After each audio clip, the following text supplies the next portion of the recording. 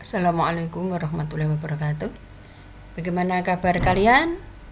Tentunya masih tetap semangat dan semoga selalu sehat walafiat. Baik, mari kita belajar menghitung tekanan osmotik larutan. Kita sudah tahu bahwa tekanan osmotik larutan, setiap kita menghitung sifat kualitatif larutan termasuk tekanan osmotik harus melihat jenis zat terlarut dulu. Tapi sebelumnya saya ingin mengajak kalian untuk melihat ini apa sih sebenarnya yang disebut tekanan osmotik itu. Tekanan osmotik adalah besarnya tekanan yang diperlukan untuk menghentikan proses osmosis. Nah, osmosis itu adalah proses merembasnya partikel-partikel zat pelarut dari pelarut ke larutan atau dari larutan encer ke larutan yang lebih pekat dengan melewati membran yang semi permeabel. Ini yang disebut dengan proses osmosis. Nah, agar osmosis tidak terjadi perlu adanya tekanan. Tekanan ini disebut dengan tekanan osmotik. Nah, kalau zat terlarut non elektrolit kita sudah tahu rumusnya PMRT. Kalau zat terlarut elektrolit PMRT kali I, dengan I adalah faktor Van Hoff. Masih ingat itu semua ya? P nanti satuannya atmosfer kalau keluar dari rumus, M satuan molaritas, R tetapan, T suhu dalam derajat Kelvin. Kita lihat soal pertama, ada 3 gram urea dilarutkan dalam air hingga volume 500 ml.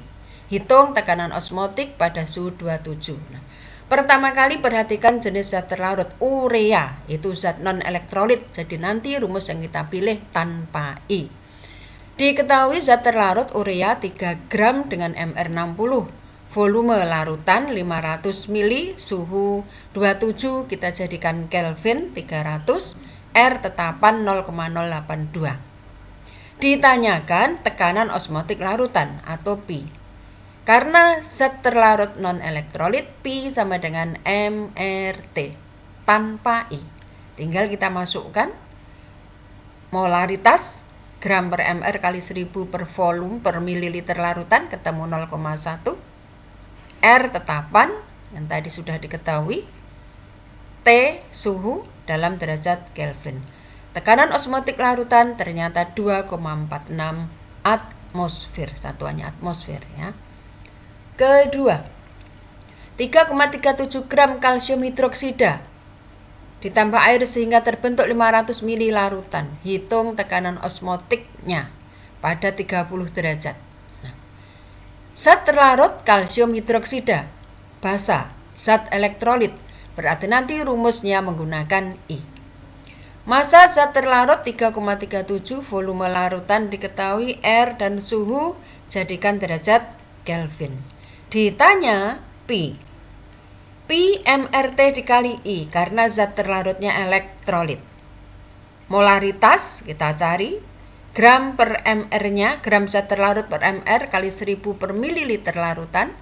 Mr dari kalsium hidroksida kita hitung, menjumlahkan AR dari unsur-unsur pembentuknya, ketemu 74. I faktor Van Hoff, kalsium hidroksida terion menghasilkan setiap 1 mol kalsium hidroksida menghasilkan 1 mol kation Ca2+ dan 2 mol OH-, berarti jumlah koefisien ionnya adalah 3. Sehingga I-nya 1 plus 3 min 1 dikali alfa. Kalsium hidroksida termasuk basa kuat, berarti dia elektrolit kuat. Tidak ada data tentang derajat ionisasi, maka dianggap alfanya 1.